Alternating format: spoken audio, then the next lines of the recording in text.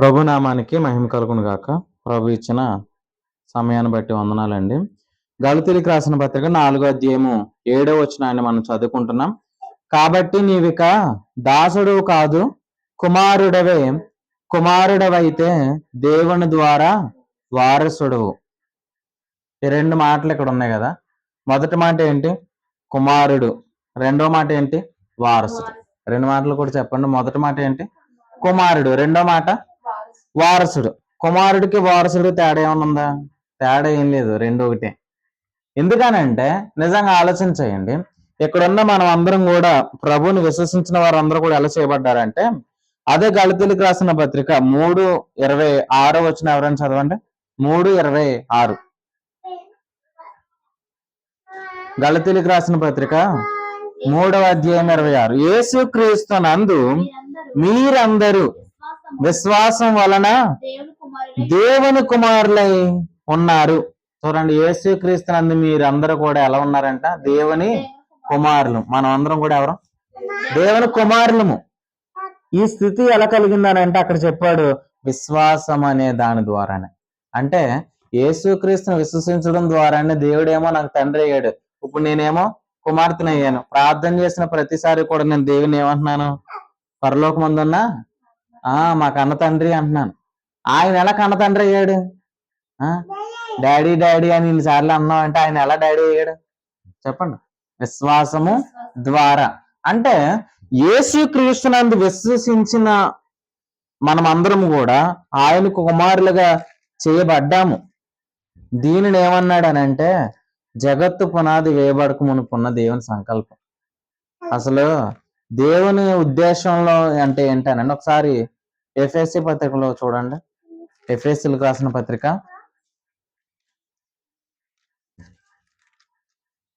ఎఫెసీలకు రాసిన పత్రిక 1వ అధ్యాయము 4వ వచనం. ఎఫెసీలకు రాసిన పత్రిక 1వ అధ్యాయం 4. ఎట్లనగా తన ప్రియనియందు తాను ఉచితముగా మనకు అనుగ్రహించిన తన కృపా మహిమకు కీర్తి కలిగినట్లు తన చిత్త ప్రకారమైన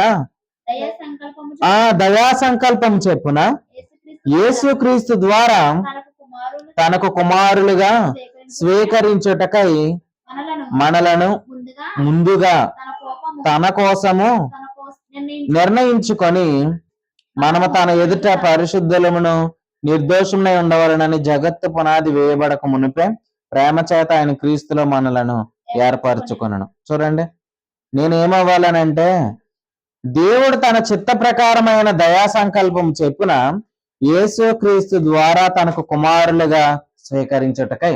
అంటే యేసుక్రీస్తు ద్వారానే మనం ఏమవ్వాలి? దేవునికి కుమారులు అవ్వాలి. ఇది ఎప్పుడున్న సంకల్పం? జగత్తు పునాది వేయబడక మునుపున్న సంకల్పం. ఇప్పుడు జగత్తు పునాది వేయబడక మునుపు అంటే అర్థం ఏంటి? ఓకే, జగత్తుకి పునాది వేయబడక మునుపు అంటే ప్రియక్క మీరు చెప్పండి అక్క. ప్రియాంక అక్క, ఇప్పుడు ఈ ఇల్లు ఉంది కదా, ఇప్పుడు ఈ ఇంటికి పునాది వేయబడక మునుపు అంటే సింపులే కదండి. ఇప్పుడు ఇల్లు ఉందండి, ఇల్లు ఎవరు కట్టారు? ఏమో అక్కకే తెలియాల. సరే, ఇప్పుడు ఇంటికి ఏం వేశారు? పునాది వేశారు కదా. ఈ పునాది వేయబడక మునుపు అంటే ఏంటి? ఇల్లు కట్టాలనే ఆలోచన ఉన్నప్పుడే. అర్థమైందా? ఇల్లు కట్టాలనే ఆలోచన ఉన్నప్పుడే ఏం జరిగిందని అంట, నేను ఎలా కుమారుని అవ్వాలి అంటే. ఇప్పుడు జగత్తు కానంటే ఏంటి? జగత్తు అంటే అర్థం ఏంటనంటే ఈ మనకి కనబడుతున్న సమస్త సృష్టి కూడా.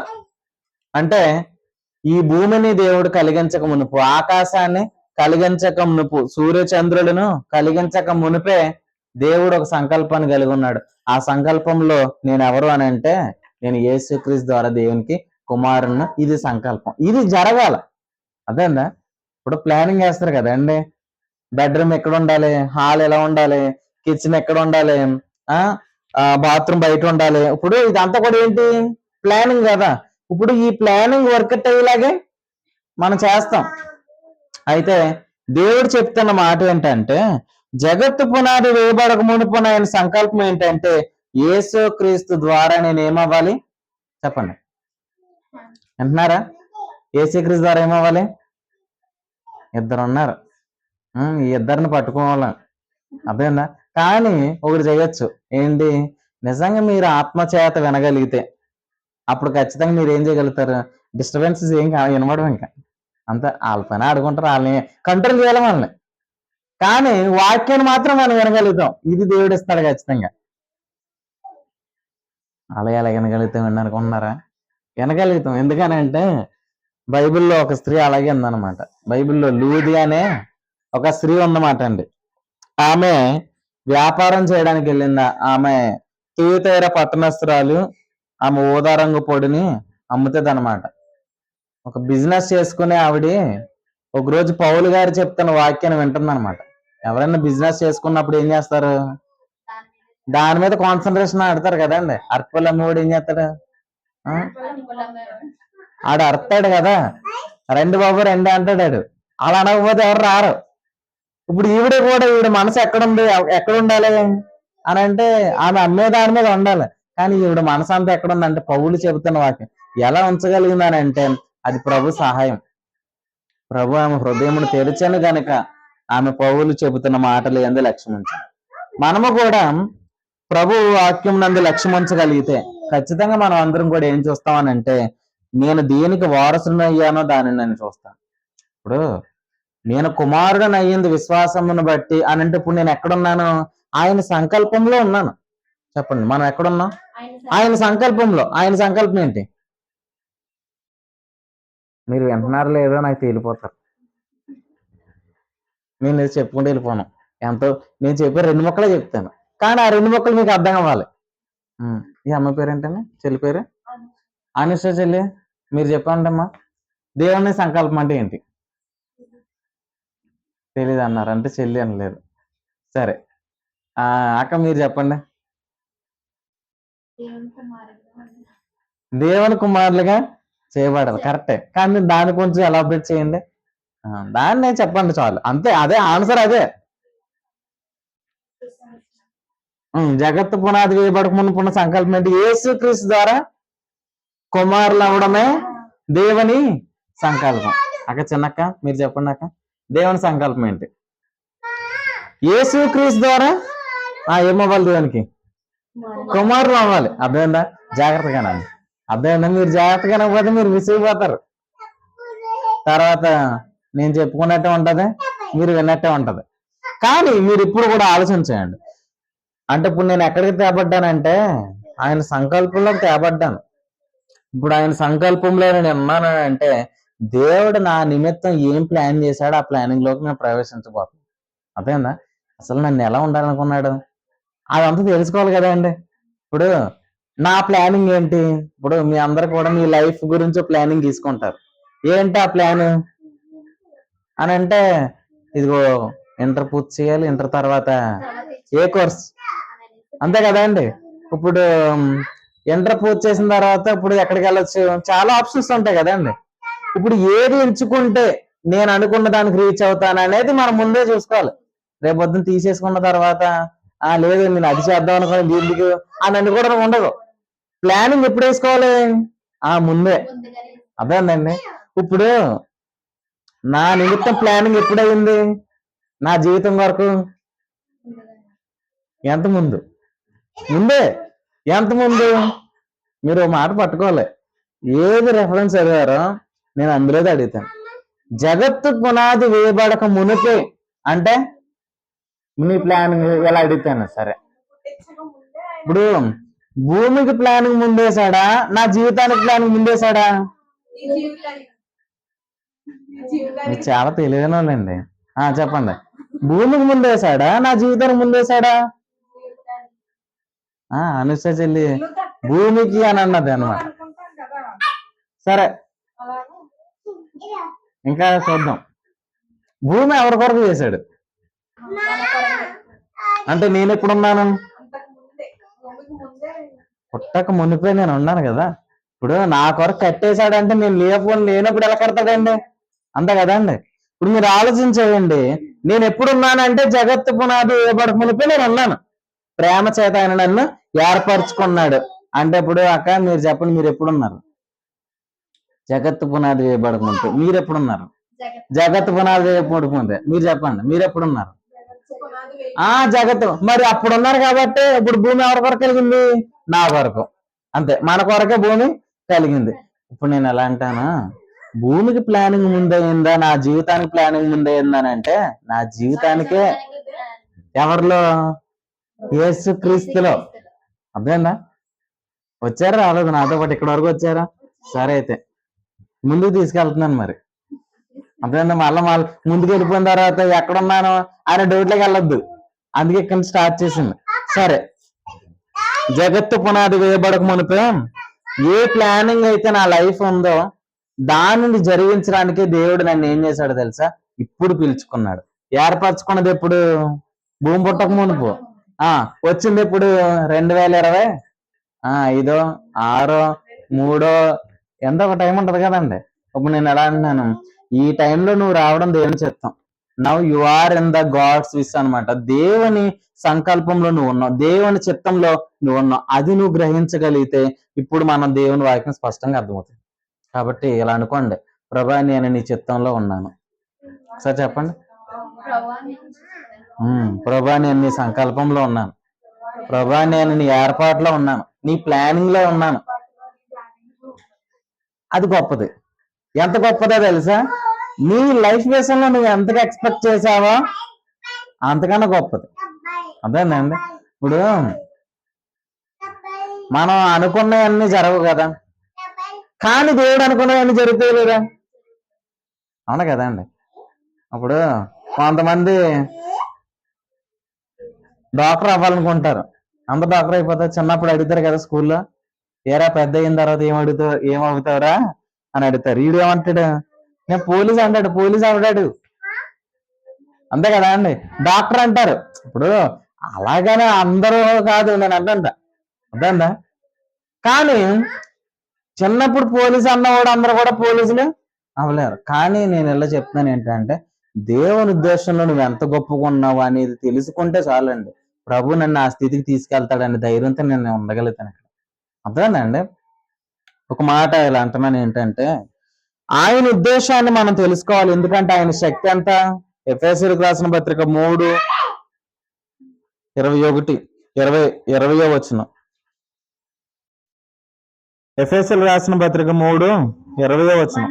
మనలో కార్యసాధకమైన తన శక్తి యొక్క చెప్పున మనము అడుగు వాటన్నిటికంటే ఊహించు వాటన్నిటికంటే అత్యధికముగా చేయ శక్తి గల దేవునికి క్రీస్తు యేసు మూలముగా సంఘములో తరతరములు సదాకాలము మహిమ కలుగును గాక.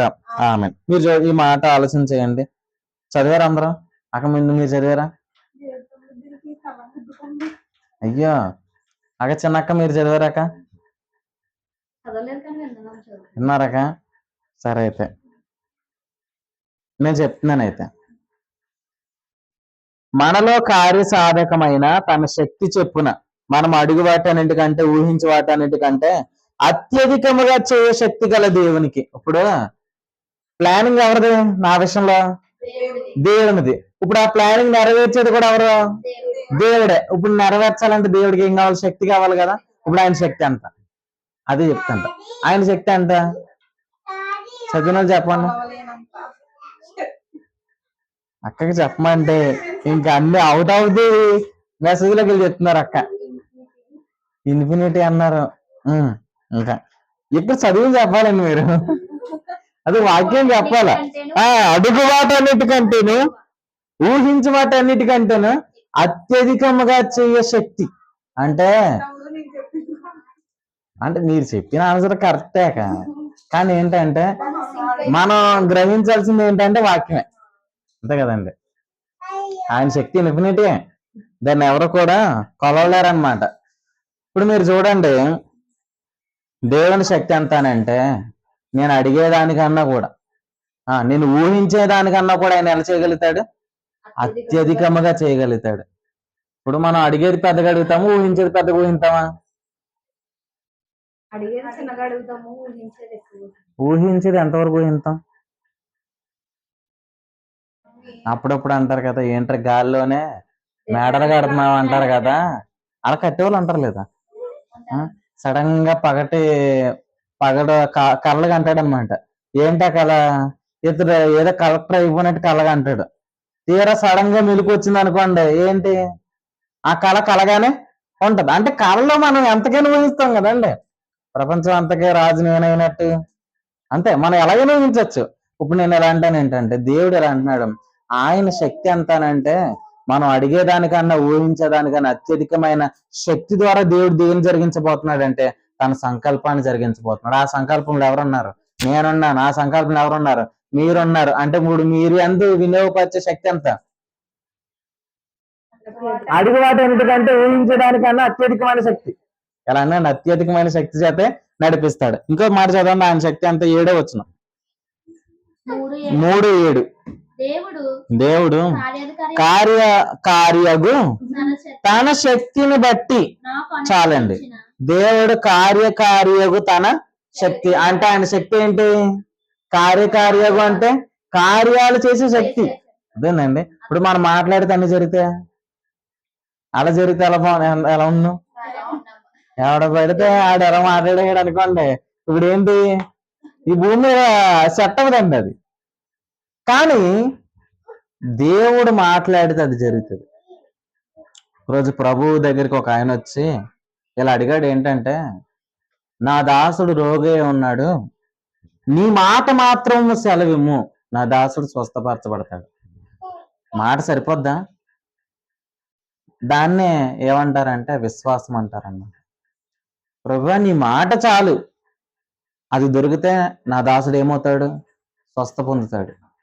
There is no patient. అక్కడ పేషెంట్ తీసుకుని రాలేదండి. పేషెంట్ ఎక్కడున్నాడు? ఇంటి దగ్గర ఉన్నాడు. ఇతనే వచ్చాడు, నీ మాట చాలు, ఇదిగో స్వస్థపరచబడును గాక నువ్వు ఇక్కడి నుంచి పలుకు, అక్కడ నా దాసుడు ఏమవుతాడు? స్వస్థపరచబడతాడు. ఎప్పుడు కూడా ఇలా ఆలోచించండి. ఎందుకనంటే ఆయన మాటకి ఏముంది? శక్తి. భూమిని ఎలా కలిగించాడు తెలుసా? ఇలా అన్నా, ప్రపంచంలో దేవుని వాక్యం వలన నిర్మాణమైనవని అన్నాడు అనమాట. అంటే భూమి కలుగును గాకని పలకగా భూమి కలిగను, ఆకాశం కలుగును గాకని పలక ఆకాశం కలిగింది అనమాట. ఇప్పుడు మీరు చూడండి, ఎంత పెద్ద భూమి, ఇదంతా కలిగించింది ఎంత మాట? ఈ బైబిల్ అంత మాట చెప్పండి, ఎంత మాట? చిన్న మాట, భూమి కలుగును గాక అన్నాడు అంతే. ఇది ఎలా కలిగింది? ఆయన మాటకి ఏముంది? శక్తి. దాన్ని ఇక్కడ ఏం చదివారు? కార్యగు తన శక్తి. అంతేందండి. అంటే ఇప్పుడు మీరు ఆలోచన చేయండి, దేవుని సంకల్పంలో ఉన్న నీవు కార్యాలు చేయగలిగే శక్తిని నువ్వు పొందుకుంటావు. ఎలా అంటాను ఏంటనంటే, ఎప్పుడు కూడా ఆ వాక్యాన్ని మీరు చూడండి. ఏంటనంటే ఆయనను విశ్వసించిన వారు ఆయన శక్తి ద్వారా ఇప్పుడు నడిపించబడతారు. ఎలాగో అని అంటే తన్ను గూర్చి నేర్చుకోవడం ద్వారానే. మనకు ప్రభు ఎంతగా అర్థమయ్యాడో దాన్ని బట్టే ప్రభువుని మనం అంతగా అడగగలుగుతాం. అంతే కదండి. నాకు ప్రభు ఎంతగా అర్థమయ్యాడు అన్న దాన్ని బట్టే నేను ఎలా ఉండాలనేది జరుగుతుంది అనమాట. ఎందుకంటే ప్రభు ఎవరు? దేవుని సంకల్పం. మీరు చూడండి, ప్రభు దేవుని సంకల్పం అయితే ఇప్పుడు నా జీవితం కూడా ఎక్కడ ఉందనంటే ప్రభువులోనే ఉంది. అంటే దేవుని ఉద్దేశం ఏంటంటే యేసుక్రీస్తులో ఉన్న జీవితాన్ని నేను పొందుకోవడమే. యేసుక్రీస్తులో ఉన్న జీవితాన్ని నేను అనుభవించడమే ఎవరి చిత్తం అని అంటే దేవుని యొక్క చిత్తం. నేను ఎప్పుడు అనుభవించగలుగుతాను ఆ జీవితాన్ని అంటే నేను తెలుసుకున్నప్పుడు. నేను ఏం చేసినప్పుడు? తెలుసుకున్నప్పుడే దాన్ని ఏం చేయగలుగుతాను? అనుభవించగలుగుతాను అనమాట. ఒక మాట ఇలా చెప్పనా, ఒకసారి ఎఫెసీ పత్రిక నుంచే వాక్యాన్ని ధ్యానం చేస్తున్నాం కాబట్టి ఇక్కడి నుంచి చూపిస్తాను. చూడండి, ఎఫెసీలకు రాసిన పత్రిక 1వ అధ్యాయము 4వ వచనంలో కుమారుడు అని చదివాం కదా. ఇప్పుడు 11వ వచనంలో చదువుకుందాం. 11 చదవండి. ఎఫెసీలకు రాసిన పత్రిక 1వ అధ్యాయం 11. మరియు క్రీస్తునందు ముందుగా నిరీక్షించిన మనము తన మహిమకు కీర్తి కలగజేయవలనని దేవుడు తన చిత్త ప్రకారమైన సంకల్పమును బట్టి మనలను ముందుగా నిర్ణయించి ఆయన యందు స్వాస్థ్యముగా పుట్టినోట్లో ఏముందాక? పుట్టినోట్లో అంటారు, కింద ఉంటాయి కింద. అక్కడ ఎంత నెంబర్ ఉందో ఏర్పరచిన చోట 2 ఉంది కదా, 2 కింద ఉంటుంది చూడండి. మనకొక స్వాస్యమును ఏర్పరిచాను. చూడండి 4 ఏం చదివాం? కుమారుడు అని చదివాం. అమ్మో కరిపేకమ్మా సెల్ ఫోన్. 4 ఏం చదివాం? కుమారుడు. 14 ఏం చదివాం? స్వాస్యము. అర్థమైందా? కుమారుడు. మన స్టార్టింగ్ లో విన్న గుర్తుపెట్టుకోమన్నాను కదా 2 మాటలు. ఆ 2 మాటలు ఏంటి చెప్పండి? ఒకటి కుమారుడు, ఇంకోటి వారసుడు. మీరు గుర్తుపెట్టుకోవాలి. అర్థమైందా? కుమారుడు, వారసుడు. మనం ఎవరం? ఇక్కడ ఉన్న హోల్ పీపుల్ ఎవరు? కుమారులు, వారసులు. ఇప్పుడు నేనేమంటాను, కుమారులు అనే దానికి యథార్థంగా చెప్పేశారు కదా. సరే వారసులు అన్నారు కాబట్టి నేను క్వశ్చన్ అడుగుతున్నాను. దేనికి వారసులు అక్క? మీరు దేనికి వారసులు అక్క? నిత్య జీవానికి వారసులు. ఇంకా పరలోకానికి. ఇంకా ఇంకేమైనా ఉన్నాయా? అలా చెప్పండి. ఇంకా వారసుని అని అంటే ఏంటి? క్రీస్తునందున్న సమస్తానికి కూడా నేను ఎవరినే? వారసునే. ఇప్పుడు చెప్పండి, ఈ ఇంట్లో ఉన్నవన్నీ ఎవరివే అక్క? అన్ని నీవేనక్క? చెప్పండి. ఇప్పుడు ఆ మంచం వాళ్ళదే, అక్కదే. ఆ టీవీ అవదే, అక్కదే. ఆ ఫ్యాన్ అవదే, అక్కదే. ఈ ఫోన్ ఎవరిది?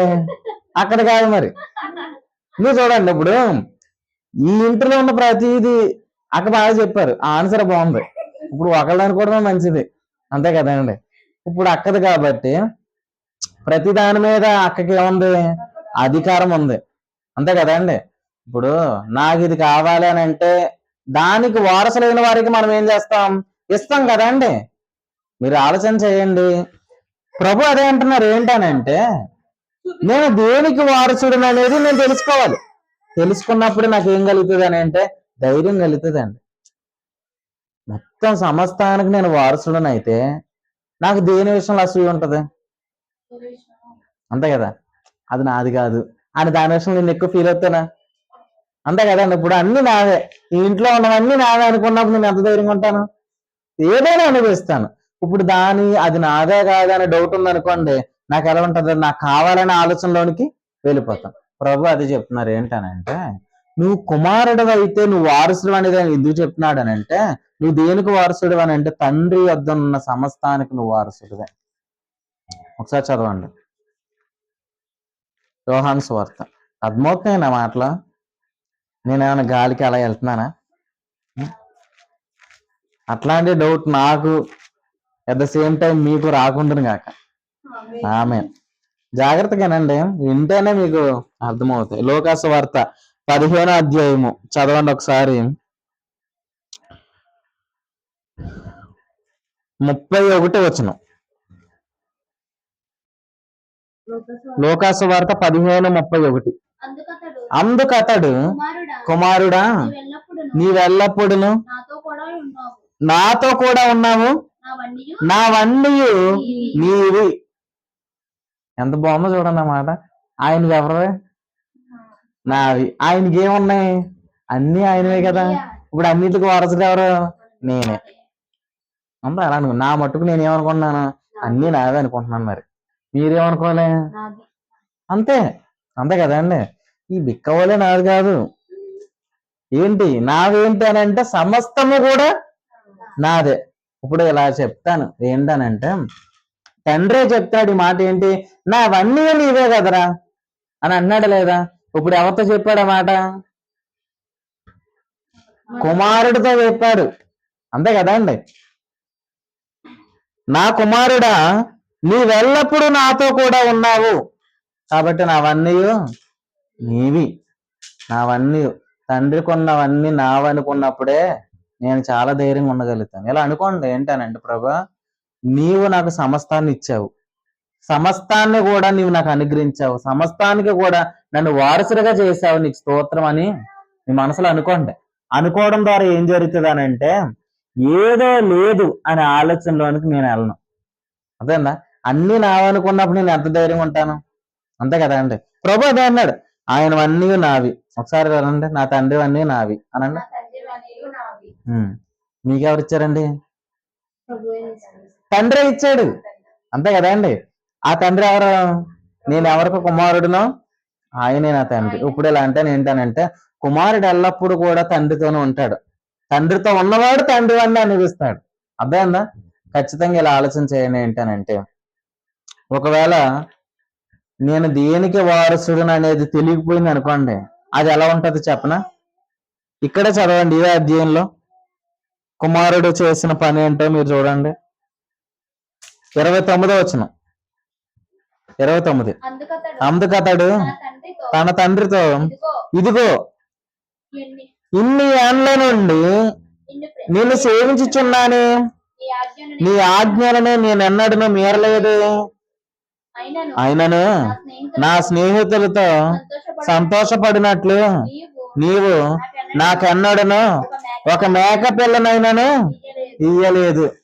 మీరు చూడండి, ఏమనుకుంటున్నాడు?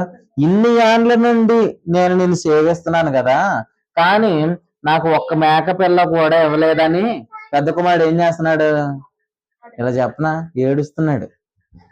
మనకి ఎప్పుడు ఏడిపోతుంది? లేదన్నప్పుడే కదా. ఒకటి లేదన్నప్పుడు, అప్పుడప్పుడు చాలా మంది ఏడిస్తే ఎప్పుడు ప్రార్థన చేస్తారు చెప్పనా? అది లేదు అనుకున్నప్పుడే, అంతే కదా అండి. ఇంకా కన్నీళ్ళు ఆగమన్నమాట. ఇంకా కన్నీరు ప్రార్థన.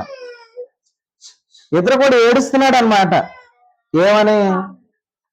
ఒక మేకపిల్ల కూడా నీవు నాకు ఏనాడు ఇవ్వలేదు, నేను ఏనాడు నా స్నేహితులతో సంతోషించలేదు, కానీ ఇన్ని ఏళ్ళ నుండి నేను నీ దగ్గర ఉన్నాను కదా అని అంటున్నాడు. కానీ కింద తండ్రి ఏమన్నాడు? నావన్నీ నీవే కదరా అంటే. ఇప్పుడు ఏంటి? ఇప్పుడు మిస్టేక్ ఎవరిలో ఉంది? కొడుకులోనే ఉంది, ఈ కొడుకులో ఉంది. అది మనలో ఉండకుందని కాక, ఇప్పుడు ఇతను చేసిన మిస్టేక్ ఏంటి చెప్పండి ఎవరైనా? అక్కడ మిస్టేక్ ఉందన్నారు కదా, మీరు చెప్పండి, ఇతను చేసిన మిస్టేక్ ఏంటి? ఇన్ని క్వశ్చన్లు అడిగి సింగ్ చేస్తున్నారని అనుకుంటున్నారా? మీకు అర్థం కావాలని చెప్తున్నా, మీకు అర్థం కావాలది. ప్రభు చెప్తున్న థాట్స్ ఏంటనేది తెలుసుకోవాలండి, ఆ ఉద్దేశం ఏంటనేది తెలుసుకోవాలి. సరే, ఇప్పుడు చెప్పండి, ఎవరైనా పెద్దవాడు చేసిన తప్పుడు పని ఏంటి?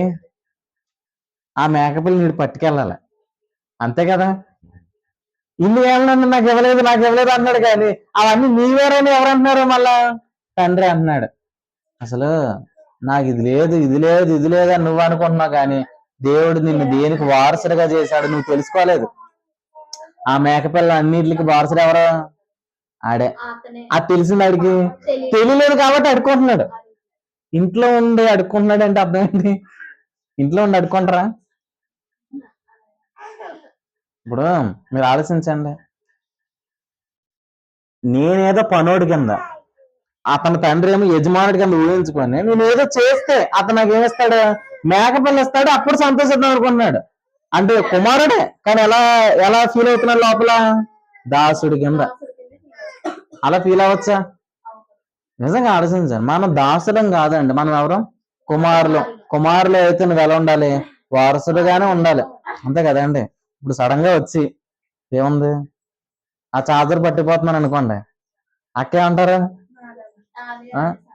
నీకు ఎన్ని గుండెలు అంటారా? నీకు ఎంత ధైర్యం అంటారా? అంతే కదా. ఇప్పుడు అది పట్టుకెళ్ళిపోతున్నా కూడా ఏం మాట్లాడతలేదు అంటే అర్థం ఏంటి? నాది కాదేమో అని అక్క అనుకుంటుంది, అంతే కదా. ఇప్పుడు నాది అని మనసు ఉందనుకోండి, ఎవరన్నా పట్టిపోతే ఊరుకుంటామా? ఊరుకో. ఇప్పుడు ఇక్కడ వినబడుతుంది మీ లైఫ్ అని మీకు తెలిసింది అనుకోండి, ఆ అమ్మాయి అంత ఇబ్బంది పెట్టినా కూడా మీరు ఏం చేస్తారు? ఇదే అంటారు. ఇప్పుడు ఇదే, అయ్య బాబు ఇది నా లైఫ్ అని మీకు అర్థమైతే, అది మీకు అర్థమవును కాక, అంతే మీకు అర్థమవుతుంది. ఎందుకంటే అది నేను చేయలేను, మీరు మనసు పెడితే ప్రభు మీకు ఇస్తాడు ఆ మనసు. వినకపోతే నేను జీవించలేననే మనసులోనికి ప్రభు తీసుకెళ్తాడండి. తీసుకెళ్ళినప్పుడు ఇంకా ప్రపంచంలో ఇంక ఎన్ని జరిగినా కూడా అది ఏం వినబడదు, నాకు ఒకటే స్వరం వినబడుతుంది, ఏంటి? ఆయన ఎవరు, అంతే. ఇప్పుడు మీరు చూడండి, మనం అందరం కుమారులమే, కానీ మనం ఇక్కడ ఎందుకు కూడుకున్నాం అని అంటే, నేను దేనికి వారసుడునో అది తెలుసుకోవడానికి. అది తెలుసుకోకపోతే నేను ఎక్కడ ఉంటాను? ఏడుపులోనే ఉంటాను, కానీ అన్ని వారసుడయ్యే ఉంటాను. ఇది ఎంత హీన స్థితి అని అంటే, సమస్తానికి వారసునని అనుభవంలోనికి మీరు అందరూ వచ్చుదురు కాక. ఆమె ఒకటే నమ్మండి. ఆరోగ్యానికి మనం వారసులమేనా? వారసులమే. ప్రభుల ఆరోగ్యం లేదా? ఇప్పుడు చెప్పండి, ఆరోగ్యం పొందుకోవాలంటే ఏం చేయాలి? ఏ బాబోయ్, చాలాగా ప్రభుని విశ్వసిస్తే చాలండి. నమ్మకం, విశ్వాసంతో ఉండి మనం ఏదడిగినా ఆయన చేస్తాడు. ఆరోగ్యం ఇమ్మని అడిగితే చేయడు ఆయన. అంత డౌట్ ఎందుకు పడుతున్నారు? ఇప్పుడు ఆరోగ్యం కోసం ఏం చేయాలని అడిగాను, వాక్యం వినాలి అని అన్నారు. సరే, ప్రభుని చూడాలి అన్నారు. ప్రభుని చూస్తే చాలా అని అడిగాను. చాలు, చెప్పినంత మనం డౌట్ పడకూడదు. చాలు. చాలు చాలదని కూడా అన్నారు. ఉం. అసలు చాలదని ఇక్కడ ఇక్కడ అన్నారు అక్క. నేను అనలేదు. అనలేదు లేక. Casual గా అన్నాను.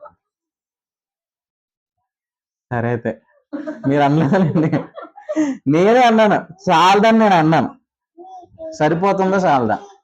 చాలు. ఇప్పుడు కూడా ఆలోచించండి. విశ్వాసం, నా విశ్వాసం అనేది పక్క వారిని బట్టి ఉండకూడదు, నిన్ను బట్టే ఉండాలి. వాళ్ళ కాదన్నా కూడా నేను విశ్వసించాను. ఏంటి? అవును, ఆరోగ్యం ఎక్కడుంది? ప్రభులోనే ఉంది అనుకున్నప్పుడు నువ్వేం చేయగలుగుతావు? వాక్యం వినగలుగుతావు కదా. ఆరోగ్యం కోసం ఎక్కడెక్కడికి వెళ్తారు కదా. ఇప్పుడు మంచి ఆరోగ్యం కోసం మంచి సొబ్బు చెప్పండి అంటే ఏం చెప్తారు? సంతూర్ చెప్తుంది అక్క. ఇప్పుడు కానీ నేను మాట చెప్పనా, ఇప్పుడు మంచి ఆరోగ్యం కోసం ఏం చేయాలి? మరి ఆరోగ్య ప్రభువులు ఉంటే మళ్ళీ ఏదో సొబ్బు అంటే ఏదో చెప్తున్నారు, కానీ వాక్యం చెప్పారా? ఇదేనా అంటే మనం పేరుకి ఏం చెప్పేద్దాం అంటే, శామ్యుల్ పీటర్ ఏదో అడిగేశాడు కాబట్టి ఏదో రాయేసేద్దాం. రాయేసేస్తే ఇంక ఏది ఇంప్రెషన్. ఇలా అంటాను ఏంటనంటే, ఆ రాయలు కొన్నిసార్లు మన మీద పడతాయి ఖచ్చితంగా. ఇలా అంటాను ఏంటనంటే, సరే మన చురుగ్గా ఉండాలంటే, చురుకుదనంగా ఉండాలంటే మనం ఏం చేయాలి?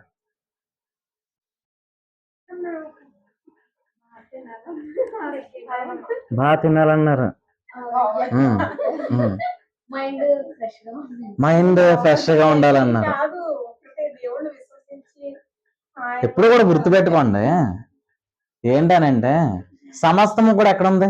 ఆయనలోనే ఉంది. అంటే మీరు ముందు చెప్పిన వాక్యం ఎంత బాగా అన్నారు అన్న దాన్ని బట్టి ఇప్పుడు చెప్పగలుగుతారు. అసలు నేను ఇందుకు క్వశ్చన్ ఎందుకు అడిగాను తెలుసా? మీరు ఏమన్నారో మీకు అర్థం కావడానికి. అంటే ఇప్పుడు మీకు అర్థం కావాలి ఏంటి? నేను అంతా వినలేకపోయానని మీకు అర్థం కావాలి అంతే. ఖచ్చితంగా ఇలా అంటున్నానండి, కోల్పోవద్దండి, జాగ్రత్తగా వినండి. ఎందుకని అంటారంటే, ఇవి దొరకవు మీకు. ఎందుకు చెప్పనా? 17 సంవత్సరాలు మేము విన్నాం కానీ ఎంత అలాగా వివరించే వాళ్ళు మాకు ఎవరు దొరకలేదు. అప్పుడు ఒక ఆవిడ అడిగింది అనమాట పోయిన వారం, ఏంటనంటే ఇక్కడే ఎందుకు చెప్తున్నారని అంటే, ఇవి ఎక్కడ దొరకవు కాబట్టి. అంతే. ఇప్పుడు ఎందుకో చెప్తున్నాను చెప్పనా? ఇప్పుడు ఈరోజు చర్చిల్లో పాపినని అనుకుంటున్నారా, నీతిమంతులను అనుకుంటున్నారా? పాపం అనుకుంటున్నారు. ఎందుకు అనుకోలే? అలా చర్చిల్లో పాపం. ఇప్పుడు ఇలా చెప్పనా, ఇలా అంటున్నానని చాలా మంది అనుకుంటారు కానీ అదే అనుకుంటున్నారు. పైకి నీతిమంతులు అంటారు కానీ వాళ్ళు చేసే ప్రార్థన అంతా కూడా ఏంటి? పాపినని. అంటే ఇప్పుడు ఏంటి ఆ ప్రార్థన కరెక్టేనా? మరి కరెక్ట్ కానప్పుడు వాక్యం వెళ్ళాలి వద్దా? వెళ్ళాలి కదండి. ఇప్పుడు సత్యం ఏంటో తెలుసుకోకుండా రేపు పొద్దున్న క్రీస్తు న్యాయపీఠం దగ్గరికి వెళ్ళి తప్పు నాది కాదు ఆ అక్క చెల్లిది అని అన్నాను అనుకోండి, ఎలా ఉంటది? శిక్ష పడతా. ఇప్పుడు ఎగ్జామ్ రాసిందండి, ఎగ్జామ్ రాసిన తర్వాత మార్కులు తక్కువ వచ్చినాయి.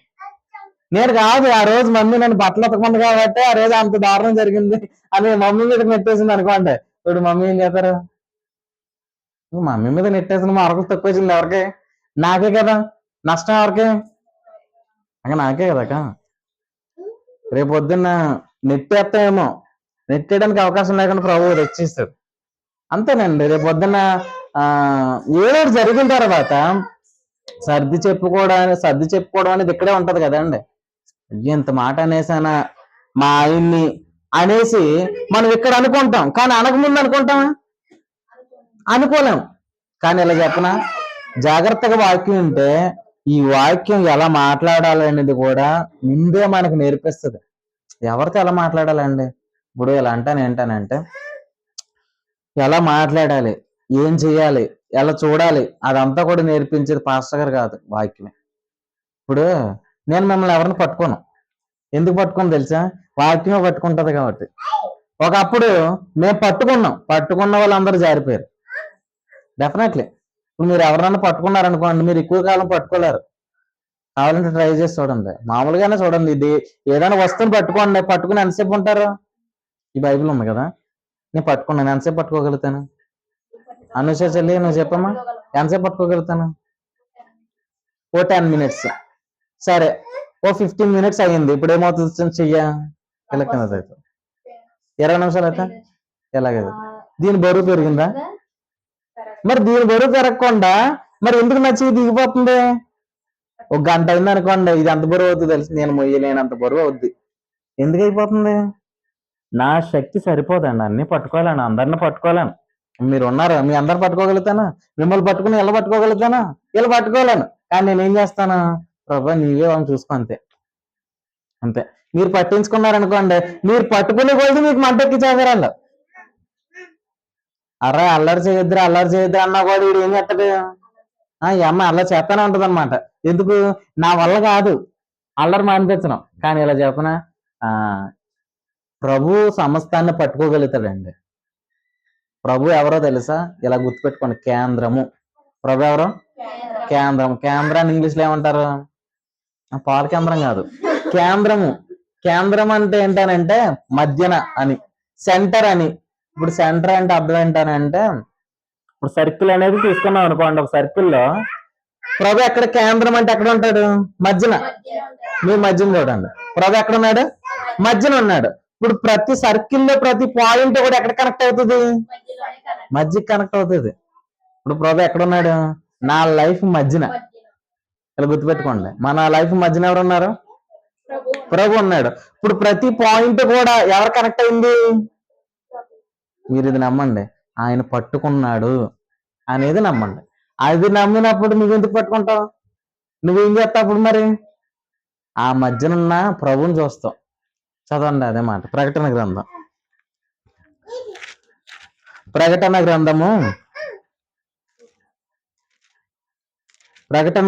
మొదటి అధ్యాయం 13వ వచనం.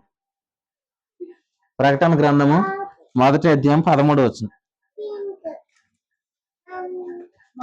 పేజ్ నెంబర్ 228 కొత్త నిబంధనలో. అవునక్క, చివరి బుక్ అన్నమాట. అక్క 13 వచ్చిన అక్క, మొదటి అధ్యాయం 13. మొదటి అధ్యాయం తిరగగా 7 సువర్ణ దీపస్తంభములను, ఆ దీపస్తంభముల మధ్యను మనుష్య కుమారుని పోలిన ఒకని చూచితిని. ఈ మాట చూడండి, 7 దీపస్తంభముల మధ్యను మనుష్య కుమారుడు ఎక్కడున్నాడంట?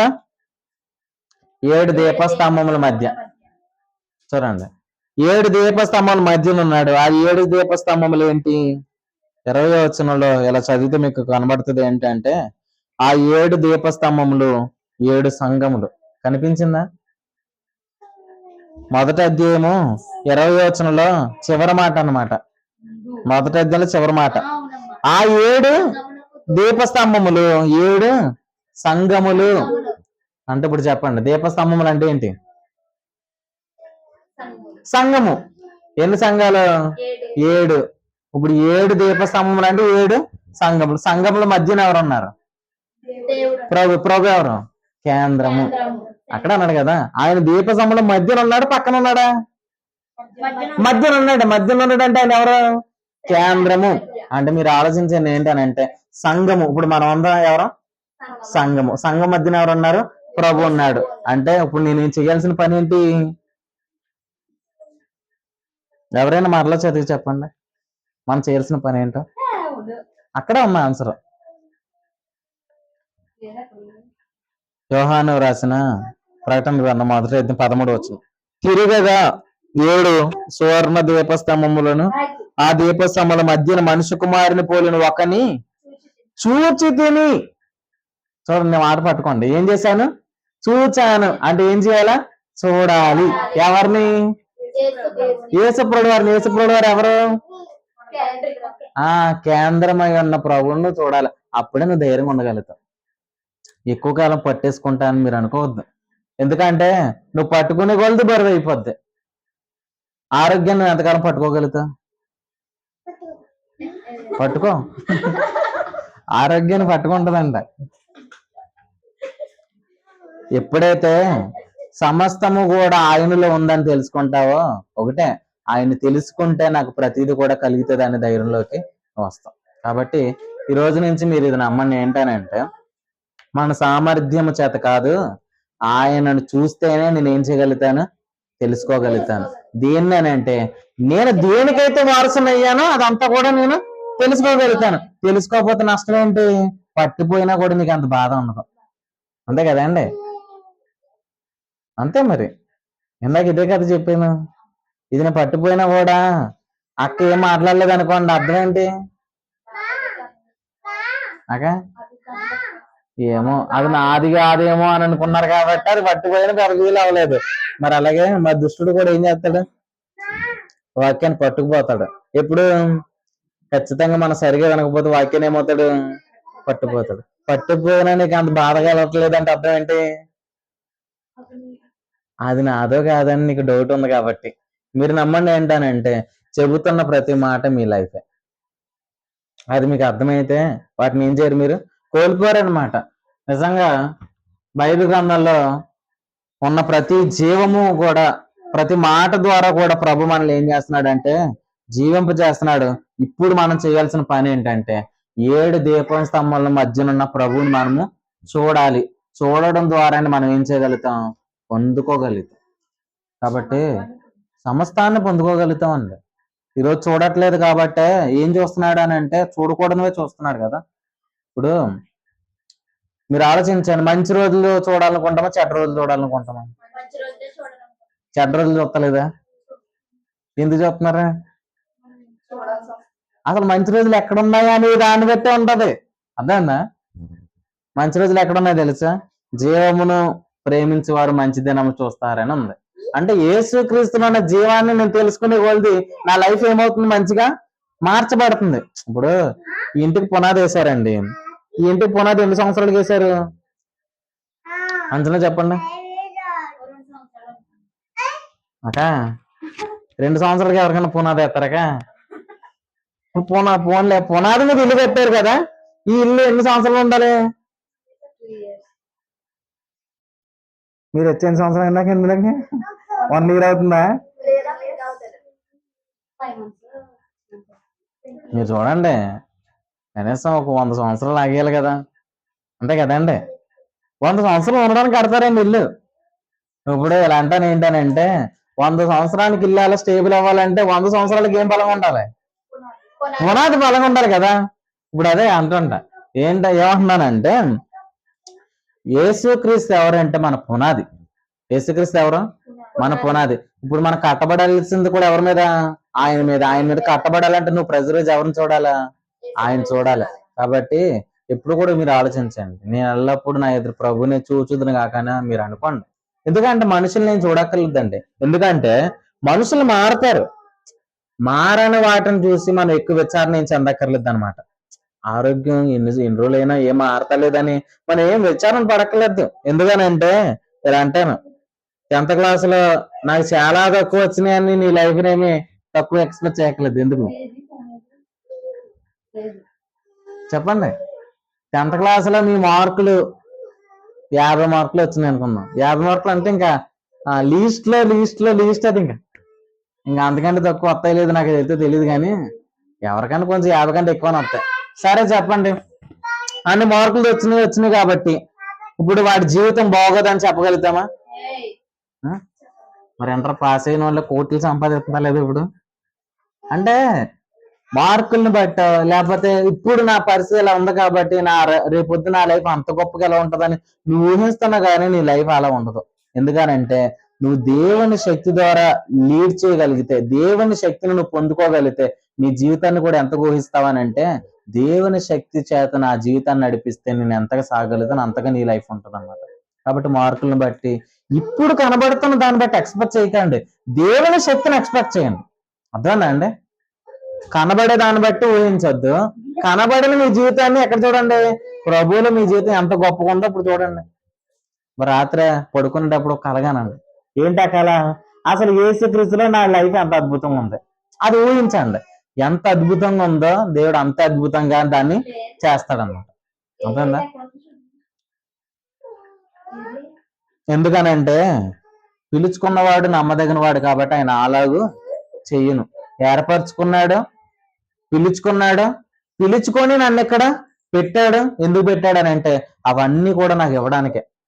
పిలిచేసిన తర్వాత నేను ఇవ్వను అని ఆయన చెప్పేట వంటి వాడు ఆయన కాదనమాట. కాబట్టి మనం అందరం కూడా ఎవరిని చూద్దాం అని అంటే ప్రభువునే చూద్దాం. ఎవరిని కాదు, మనుషుల్ని కాదండి.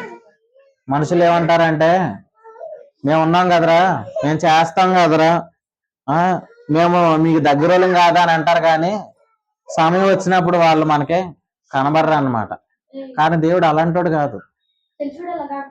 ఎప్పుడు మన శక్తి అయిపోద్దో అప్పుడే ఆయన ఉంటాడు అనమాట. ఎప్పుడు మనం లేదనుభవంలో ఉంటామో అప్పుడు అక్కడ ప్రభువుని మనం చూడగలగాలన్నమాట.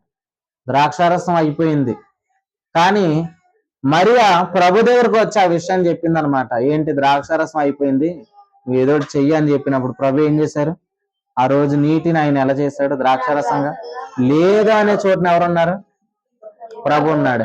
ఏం లేదు, నాదంటే ఏం లేదు ప్రభు, కేవలం నువ్వే అని నువ్వు అనుకుంటే ప్రభు అక్కడ ఏం చేయగలుగుతాడు? తన శక్తిని వినియోగపరచగలుగుతాడు. ఇలా అంటాను, అక్కడ అద్భుతం జరుగుతుంది. నీ లైఫే ఒక అద్భుతంగా మారుతుంది. అడుగడుగునా కూడా అద్భుతాలు జరిగితే ఎంత అద్భుతంగా ఉంటది. ఒకప్పుడు చేశాడండి 5 రొట్టెలు 2 చిన్న చేపలు. ఇప్పుడు చేయడా? చేస్తాడంటే చేయరంటారా? చచ్చిపోయిన లాజర్ని లేపాడు, ఇప్పుడు లేపుతాడా? లేపుతాడు. సముద్రం మీద పేతురు నడిచాడు, ఇప్పుడు నడుస్తాడా? నడుస్తాడని ఎలా చెప్పారు?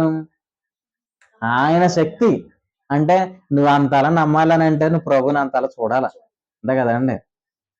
మనం ఆ లెవెల్కి వెళ్దాం కాక మీరు ఒకటే నమ్మండి, ప్రభు ఇప్పటి నుంచి కూడా ఎక్కడ తీసుకెళ్తాడని అంటే ప్రభువుని మనం చూసేటట్లుగానే. వ్యక్తులను చూడొద్దండి, మనుషులను చూడొద్దు. ఎందుకనంటే వ్యక్తులను బట్టి నీ లైఫ్ కాదు, మనుషులు బట్టి నీ లైఫ్ కాదు. ఏ ప్లానింగ్ అయితే దేవుని దగ్గర ఆల్రెడీ అయిపోయిందో ఆ ప్లానింగ్ నువ్వు తెలుసుకోండి. అప్పుడు ఆ ప్లానింగ్ ఏమవుతుంది?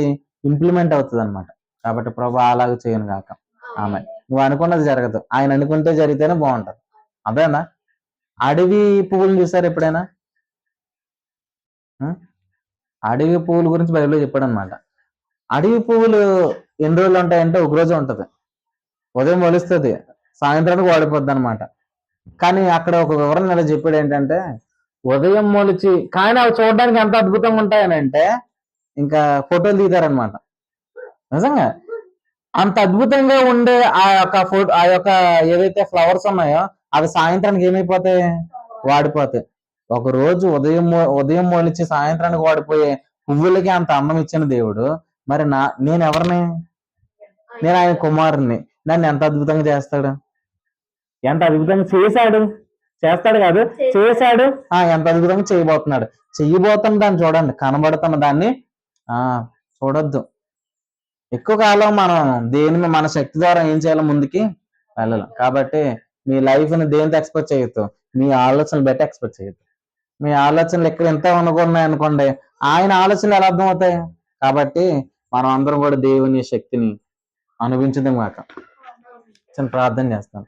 పరిశుద్ధుడైన మా దేవ, కృపగలడు మా తండ్రి, జగత్తు పునాది వేయబడక మునిపే ఉన్న నీ సంకల్పాన్ని మేము గ్రహించినట్లు ఏదైతే ప్రభా మా విషయంలో నీవు దేవ తండ్రి కన్నావో ఆ కళ అది మేము తెలుసుకొని మా జీవితంలో ప్రభా మేము దేవ తండ్రి దాని విషయమే ప్రార్థన చేస్తున్నాం.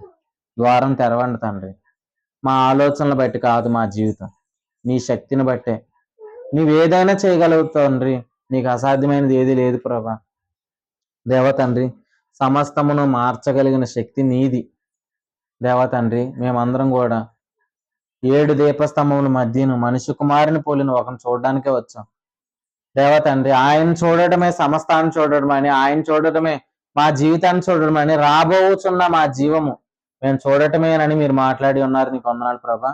ఇప్పటి వరకు వాక్యం శ్రద్ధగా పిల్లలందరినీ మీరు దీవించి ఆశీర్వదించమని మీరే వారితో మాట్లాడారని నమ్మచ్చు. ఈ వాక్యం వారిలో స్థిరపరచబడిన కాకని కోరుకుంటూ మా ప్రభువును రక్షకుడైన యేసుక్రీస్తు నామం పేరటి ప్రార్థన అడుగుతున్నాం తండ్రి. ఆమేన్, ఆమేన్, ఆమేన్. శ్రద్ధగా మీ అందరికి కూడా ప్రభు పేరిట వందనాలు చెల్లించుకుంటున్నానండి.